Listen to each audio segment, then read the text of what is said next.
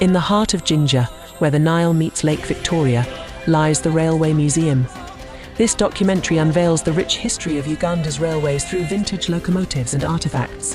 Join us on a cinematic journey into the past, exploring the legacy that forged a nation. Welcome to people, places, and culture. This documentary takes you on a journey through the museum's rich collection of historic locomotives and artifacts. Discover how the railway shaped Uganda's history and connected its people, all set against the beautiful backdrop of Lake Victoria. Join us to explore the fascinating legacy of Uganda's railways. So in Uganda we have different kingdoms, and we are looking at the central part, that is the Uganda kingdom. It had such kind of routes. Like this is how one of a Kampala road looked like in 1900s, and then the route that takes you to the King's Palace in 1875. So this is a stamp, and it was used by 3 countries at that time. So that was Uganda, Kenya, and Tanganyika. Currently it is called Tanzania. So this is the late King George V. He was in the lineage of the late Queen Elizabeth. So he used a door, this is how it looked, around 1935. So by means of a door, it is the one that led the missionaries to the lake shores. And when they came, they found fertile land. So they introduced a crop called cotton. As fields of white fiber spread across the heart of Uganda, colonial powers saw a chance to turn crops into cash. Cotton needed a path to the sea, a route from field to market. The railway became that lifeline, a steel thread stitching Uganda's cotton fields to the global economy, driving progress and transforming a nation. After the British discovered that cotton could be favored in eastern region or in Uganda, they introduced a bill to the British Parliament. That was 1896. So 1895. So 1896, they approved the bill, and then the construction started. It started all the way from Kisumu, and then it came to different countries until it reached Uganda. So this railway line was built by the Indians, or constructed. In school we used to call them the Indian police. So during the construction, they encountered different challenges. Some of them, what we look at mainly, are the lions at Tsavo. So history says, in Tsavo National Park, 29 workers were attacked by lions, so they lost their lives. So after the entire construction, 2,593 lost their lives. And unfortunately, it says that African superists were not counted for. That makes it a lunatic express or something crazy, because very many people died during the construction of this railway line. So after the entire construction, the train started working, and it was a steam locomotive. Born during the Industrial Revolution, the steam locomotive revolutionized travel and transport. Richard Trevithick's first steam engine in 1804 and George Stephenson's rocket in 1829 laid the foundation for rail travel. These powerful machines connected cities, boosted economies, and symbolized human ingenuity, driving the world into a new era of progress. In Uganda, we are using firewood for it to be able to work. So this is for East Africa, 3 countries, and this is a map of Uganda, where such kind of ships were introduced, and these were from Scotland.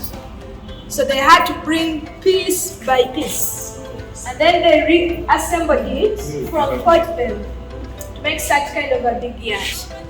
So these ships could transport cotton from Port Bell, that is Kampala, along Lake Victoria to Kisumu.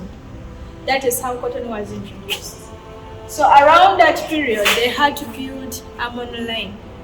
So the railway tracks we have out there too, but the first one we had in Uganda was one.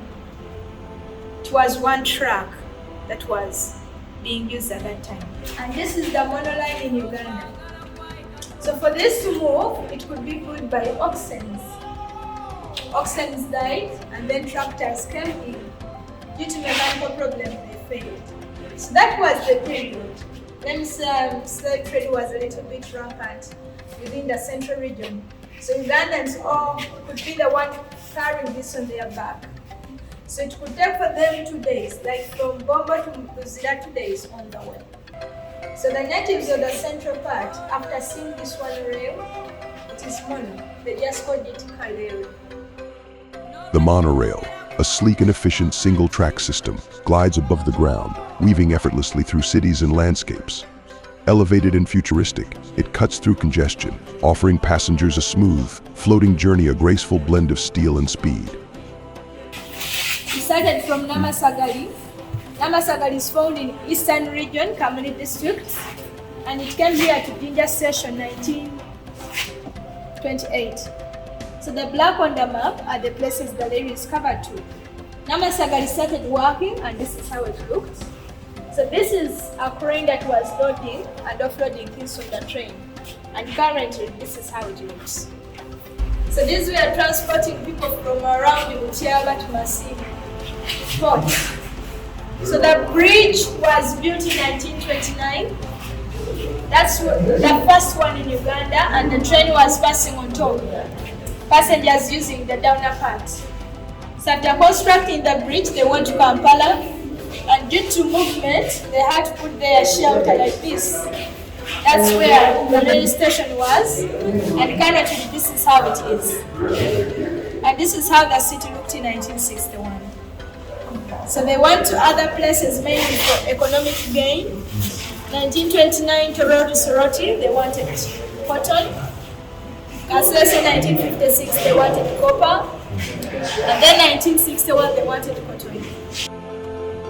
It sparked the growth of cities, connecting people and cultures, igniting progress across the land.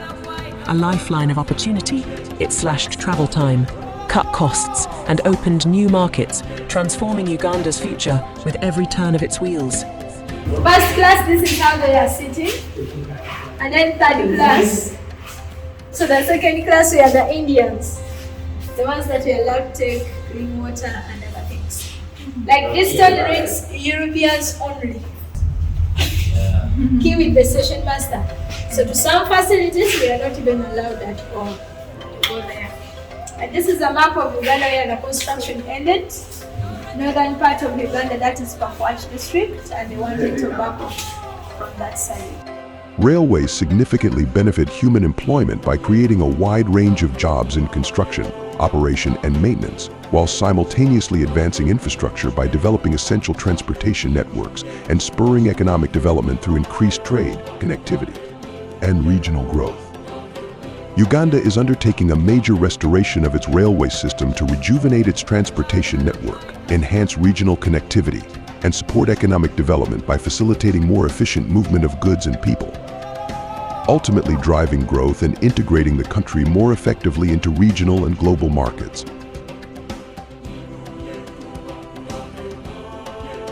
Our exploration of Uganda's railways comes to a close. We've traveled through bustling cities, serene villages, and rich cultural landscapes, discovering how this railway connects not just places, but people and traditions. It's more than iron and steel. It's a vibrant thread woven into the fabric of Uganda's story.